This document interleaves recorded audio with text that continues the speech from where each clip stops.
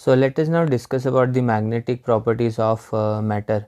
So magnetic substances, that is the substances based on their magnetic properties, can be divided into three categories. So there are substances which gets weakly repelled from the magnetic field.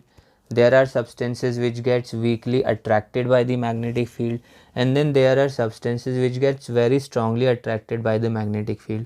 And obviously there are substances which will not show any repulsion or attraction to the magnetic field, so we will not be talking about those materials. Those materials are non-magnetic. We will only be discussing about the magnetic substances, magnetic materials. So the diamagnetic materials are the materials in which the weak repulsion is there. So for example, copper, water, quartz, antimony, bismuth, etc. So let's say if you have a magnet like this bar magnet, north pole, south pole. So what will happen is that if you have a copper material here, so this copper, it will get very weakly repelled by this magnet. Remember, it will get very weakly repelled, therefore you usually do not observe it much. So it will very weakly get repelled from the magnetic magnet, permanent magnet or any magnet, and therefore it is called a diamagnet. But when we have a paramagnetic material, like let's say we have aluminum here, so this aluminum will get attracted, but again very weakly attracted towards the magnet. It does not matter whether it is near the north pole or a south pole, it will always get attracted, because the orientation will be such that if the south pole is here, so it will have a north pole here, and if a north pole is here, it will have a south pole nearby. Okay, so that it will always get attracted. And ferromagnetic, for example, let's say if you have iron, so ferromagnetic materials are very strongly attracted towards the magnet. You must have seen the process. You can easily attract any iron piece using a magnet. So ferromagnetic materials are very strongly attracted towards any magnet. And then why always attracted? Because let's say this is iron, so iron has a lot of domains as discussed in other chapters. So all those domains will always align in such a way that the attraction will take place. If let's say this is south pole here, so the north pole will be obtained this side and a south pole will be obtained this side. And if you have a north pole here, so they will all align in different orientation like this. So there will be a south pole here and a north pole here. So the iron is a ferromagnetic material which gets strongly attracted with the magnet. Magnetic relative permeability is less than 1 for diamagnetic, greater than 1 for paramagnetic, and much greater than 1 for ferromagnetic. Usually in the atoms having even pair of electrons, diamagnetism is observed. Usually in the atoms having odd number of electrons, paramagnetism is there. And if in the materials having domains aligned, then ferromagnetism is observed. That I told you earlier as well, that let's say this is iron, so there are so many domains, and if all the domains gets aligned, so the material will be ferromagnetic. For example, let's say we have magnets like this, and we put a diamagnetic material. So what will happen is that this diamagnetic material will get the strongest field is in between. Okay, so it will get repelled from it, so the diamagnetic materials will go upstairs and a valley will be obtained. If you have a paramagnetic material, then they will get attracted towards the most the strength is highest here, so it will get attracted towards it. So a small mountain will be there, and for a ferromagnetic, a very big mountain as compared to a paramagnetic material will be there, because it will get strongly attracted. So now there is some properties that we need to understand regarding this magnetic substances, magnetic materials. First is the magnetic permeability. So it is quite easy to understand. Magnetic permeability is the property which tells us whether the material will allow the magnetic field to pass through it easily or not. If permeability is more, then it will permit the magnetic field to easily pass through it. If the permeability is less, then it will not allow the magnetic field to pass through that material. Next is the and so you can see here, in ferromagnetic materials, magnetic field can easily pass because its value is quite high, and for diamagnetic it is very less. Now for non-magnetic materials, obviously it will be 0, so no magnetism can pass through. Now magnetic force and or magnetic intensity. So let's say we apply some external magnetic field B naught. So then magnetic intensity H is equal to B over mu naught, or if we apply magnetic field B, it will be B over mu, and if we apply B naught, then it will be B naught over mu naught. So magnetic intensity or magnetic force tells us about the ratio of how much magnetic field we are applying, and its ratio to the magnetic permeability. So we will know that, yeah, for this much external field we have this much magnetism inside. And then we have magnetization intensity. So magnetization intensity is magnetic dipole moment over volume. So it tells us that for in a particular given volume, how many magnets we have, magnetic dipoles we have in a particular volume. If we have more magnetic dipoles in a particular volume, then the magnetic intensity will be more, which means that the material can be easily magnetized. And if the magnetic intensity is less, then the magnet is very hard to magnetize. We know that magnetic dipole moment is magnetic strength, pole strength into the distance between the magnetic poles, and volume is area into the length. So the another formula can be pole strength over the area. Next is the magnetic susceptibility. So magnetic susceptibility is the ratio between I and H. So it only tells us that how susceptible is the material to the magnetic field. That is, for how much magnetic field, how much intensity we are obtaining, how much magnetic field we are obtaining from the external magnetic field. If susceptibility is more, it means that for a very less external magnetic field, the material can have many dipoles. And if magnetic susceptibility is less, this means for a very high value of external field, only a few dipoles are obtained in the magnetic material. Now there is a relation between magnetic permeability and susceptibility. So we know that B is equal to mu H, or B naught is equal to mu naught H.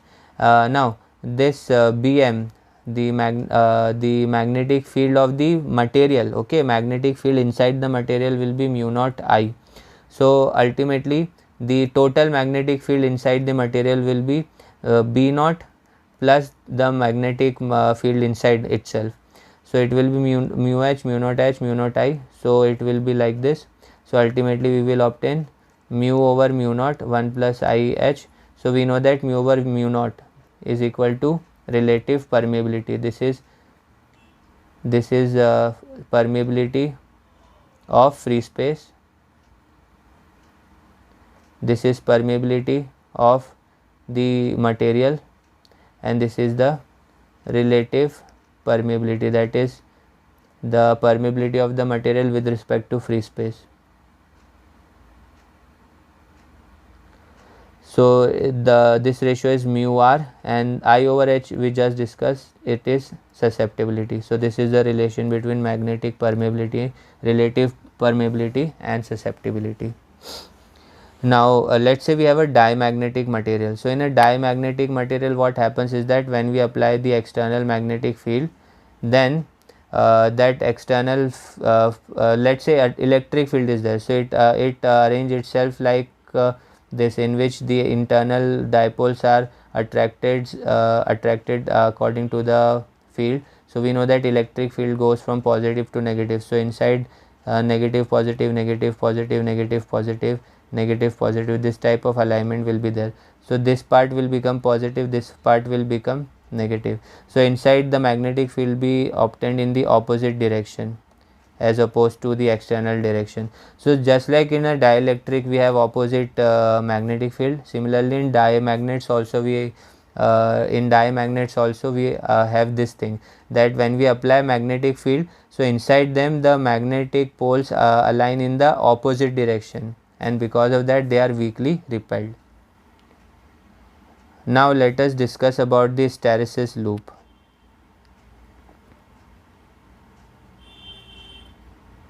So let's say we discuss about the magnetization and demagnetization.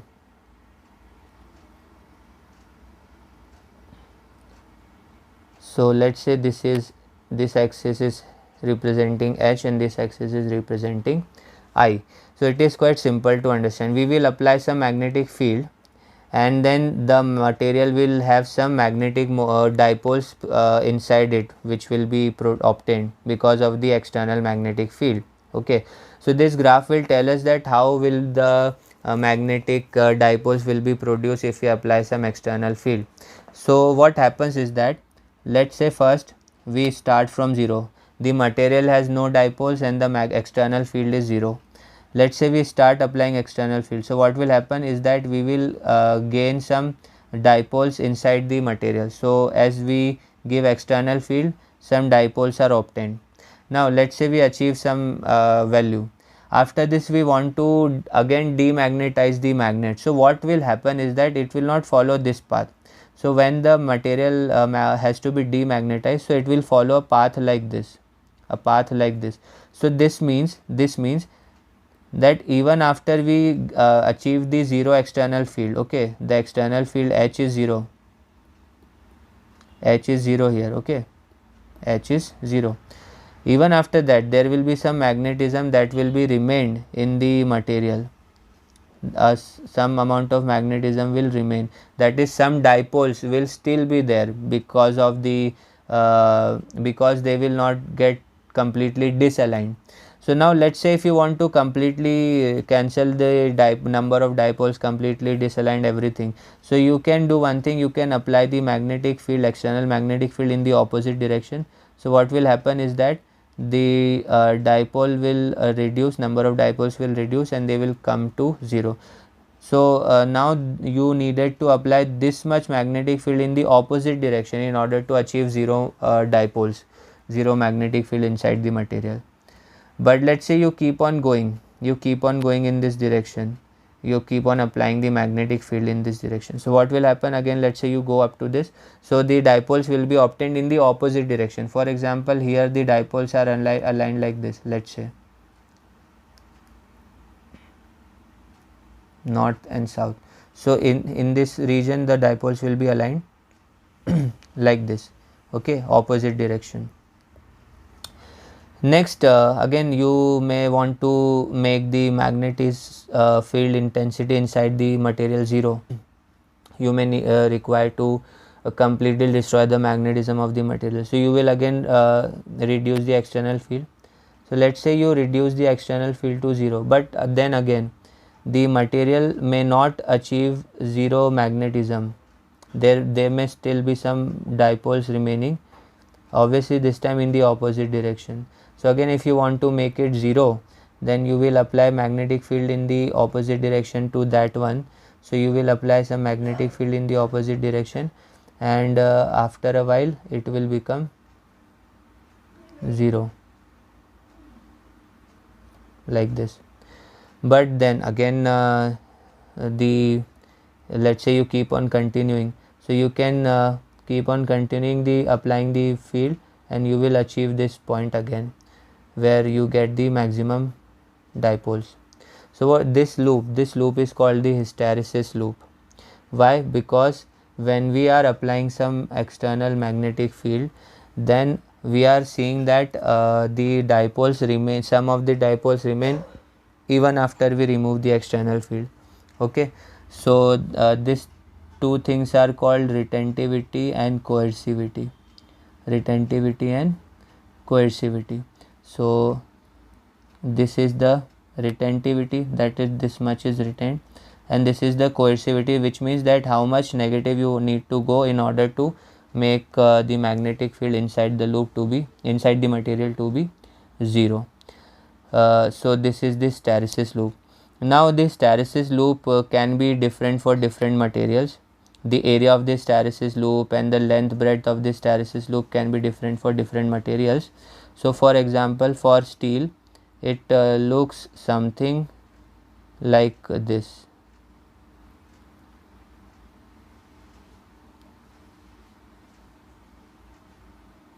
and for steel it looks something like this.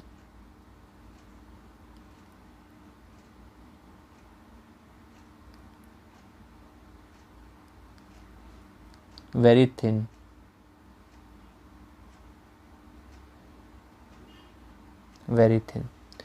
So sorry, for soft iron, this is for soft iron and this is for steel. So this is the different hysteresis loop for different materials, one for soft iron, one for steel. So soft irons are suitable for making electromagnets because they can easily be magnetized and they can easily be demagnetized. And the steel has larger for steel has larger retentivity and coercivity. Remember, retentivity is large, coercivity is also large for steel.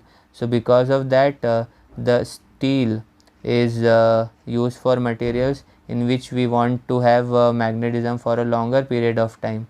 So if you want to make permanent magnets, you can use steel and materials like steel. So the hysteresis for different materials is different. For steel it is different, for soft iron it is different.